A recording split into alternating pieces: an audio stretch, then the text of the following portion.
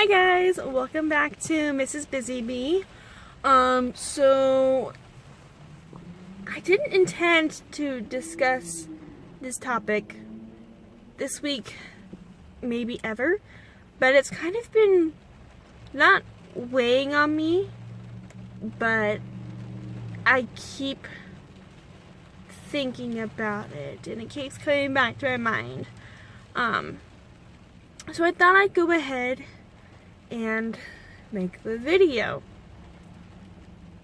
Again, not quite sure why, but I'll kind of explain what's going on. So I'm going to, as you'll probably get from the title of the video, discuss basically my beliefs, my faith,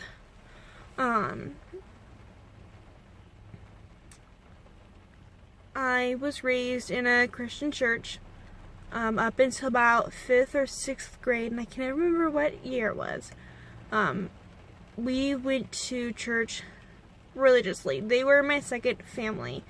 My dad was the worship leader of our church, and my mom was one of the Sunday school teachers. She was, I don't remember if I think they combined middle school and high school. I know she wasn't my Sunday school teacher. So I think she was the middle school, high school teacher, if not middle school. I don't remember. And then we had kind of suddenly decided to stop going to church. My parents said it's because God was calling them away. I'm not quite sure. I don't know. It's something that I not quite struggle with, but it's something that I don't understand still. Completely understand. I did kind of understand it a little bit, because that taught me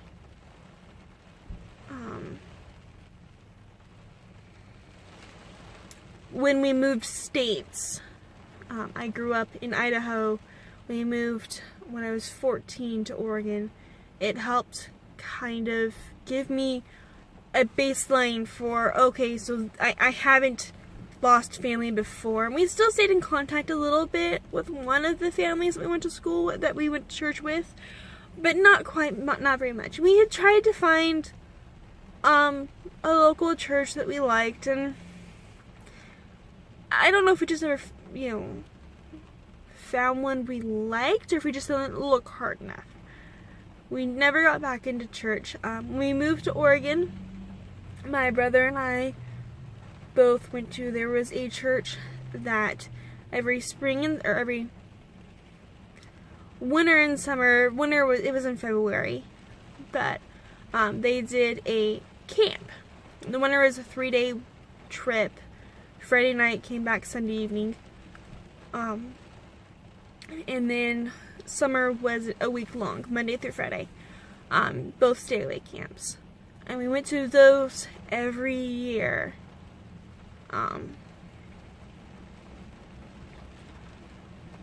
But we never found a home church ever again. And throughout the years, I've wanted to go back to church. There was one year when I lived in Eugene, when I was going to UVO there, that I found a church that I made my home. I worked in the kids' church every Sunday. I was in there, and then I moved away, and because of other things, I wasn't able to go back to school that year. I had to take a year off. And again, I never found a church. When I lived with my husband, I kept making excuses not to go. And so when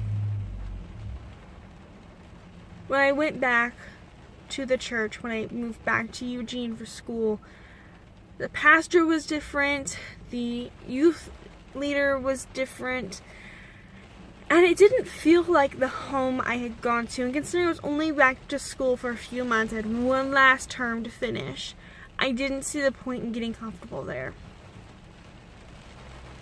Being said, I also never found another church. I didn't look. Now I kind of say all this as kind of a basis. So I was raised in a Christian church, Christian religion. I guess it's technically Protestant. So that's the basis of my belief system. If you're going to ask me what religion I am, I will tell you I'm a Christian. And up until recently, I was hesitant to even say that much. If I said anything, if I identified with a religion, it would be a non-practicing Christian. Would be what I would identify with. And so, since I was so young, I kind of, and we didn't, this is the part that really confuses me. We never, hold on a second.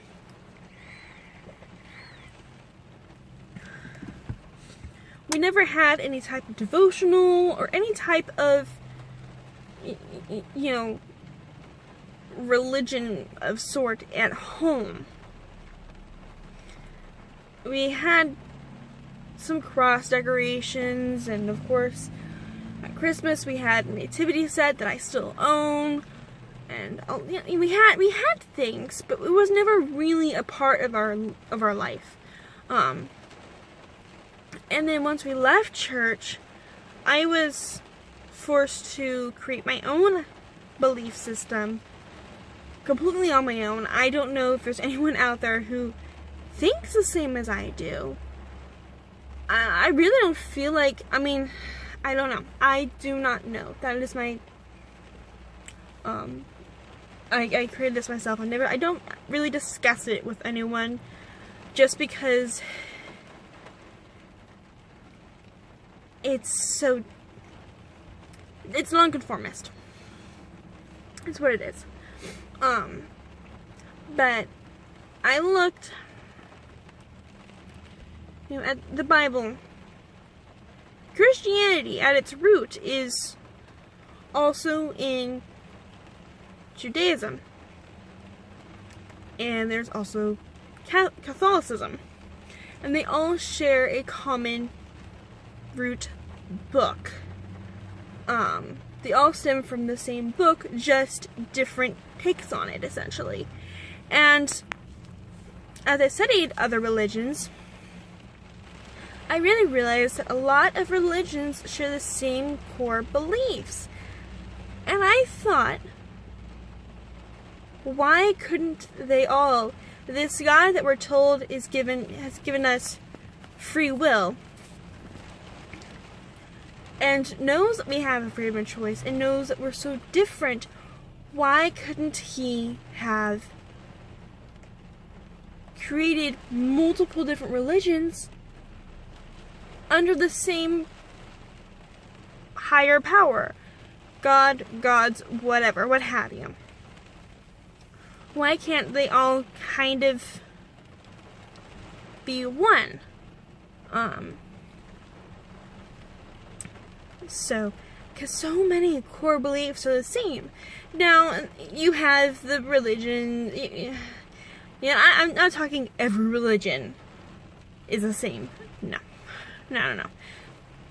Just the ones that share the same similar values. Sure, you may not allow your people to eat fish. I don't know why fish is amazing. Or not fish, I guess it's like crab or whatever. But you may not allow them to drink. Okay, fine. Whatever. Don't care. Okay. Okay. There's someone walking nearby. And so that's something I really I have a hard time finding a reason why this is not. And I haven't really shared it with anyone, so I haven't really gotten the criticism for it either. But I've recently started going to church, and I've found a home church, and I'm not only just going to church on Sunday, there's also a women's Bible study that's going on. Mind you, it's almost over now, sadly. But that I've been going to as well. That's actually been very intense. The first couple weeks wasn't so much, but once I got into it, it gripped me. And there was something that recently has kind of come up in a couple of different conversations I've kind of looked at and gone, see, why can't I be right? And it is the concept of we as humans need to stop putting God into a box. God is bigger than us. He is God. He is holy, all-knowing, omniscient. So why are we putting him in these religions? If he is bigger than we could ever comprehend, then why are we trying to put him in boxes by going, this religion is the only religion? But you're putting a box around him. So I don't know. It's kind of what I have always believed, what I've always felt. But so that's my religion as a whole, pretty much, not my religion, my belief as a whole, how I view my chosen religion. But being in this church, as I mentioned, the Bible studies really gripped me, and I think combining it with the Sunday service, it's really made a change in me. It has really created something that I don't understand, and part of me is just like, really? Am I really the one doing that? But the other part of me is worshiping at his feet.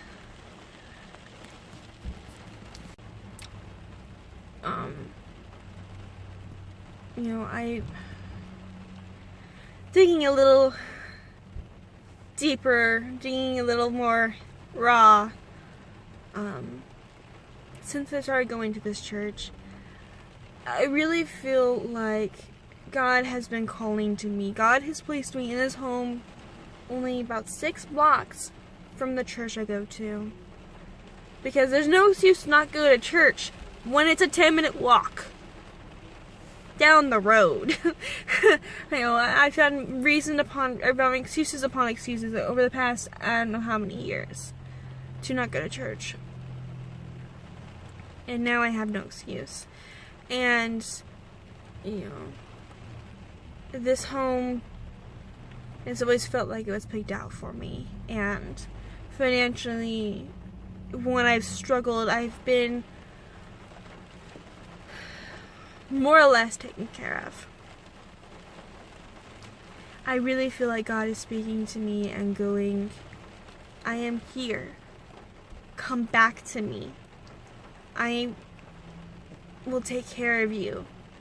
Even before I was willing to, even before I was coming to him, he has been taking care of me. And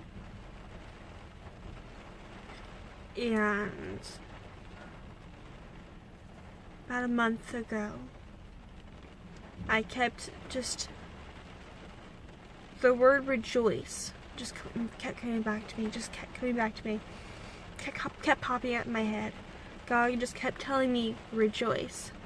And it was in my Sunday sermon. Rejoice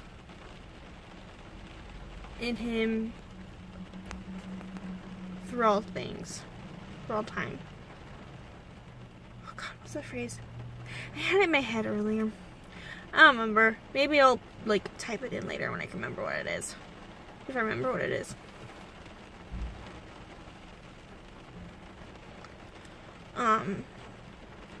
You know, he was just teaching me to rejoice in him daily.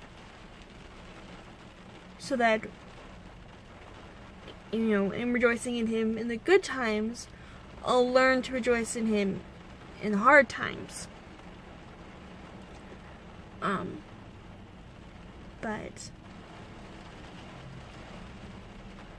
the past week or so, it switched from rejoice, which is something I become very good at doing,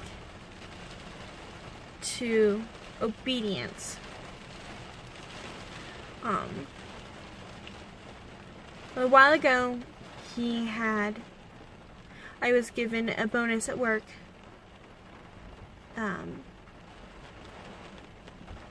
Enough to help ease my stress. We've been in some financial struggles. It didn't alleviate them, but it definitely helped soften them. And when taxes come in, we'll be able to alleviate the immediate financial issues. And so I started tithing at church because I had money again. I could tithe. I didn't quite realize that I didn't really have money again. But, you know, I was confusing myself. I was tithing again, and then money got tight. So I rationalized, well, I should stop tithing because I don't have money, and if I don't have money, then I shouldn't give money, even though my pastor has always been very, at our church, when it comes to money, we keep our hands open because it's God's will to put money in our hands, but it's also His will to give it away. And we've been saying that, and I'm like, but if I don't have money, then I can't give money. And then he started with obedience. I need to be obedient. I need to be financially obedient. Yes, he can financially take care of me, but I need to have faith. Yes, he's been working these miracles for me, but now I need to learn how to have faith, to be obedient, to do as he asks, and having faith that it'll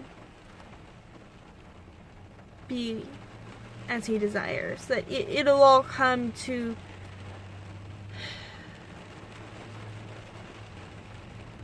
if I obey him, then he will take care of me. So that is something I have started up doing.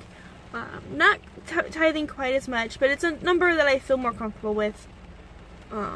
It's a number that just popped into my head that I'm sure he was probably telling me, this is how much I need you to tithe.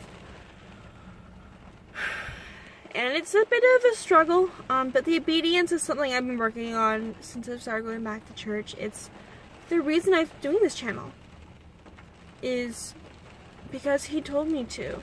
You know, I was called to do it. And so I am.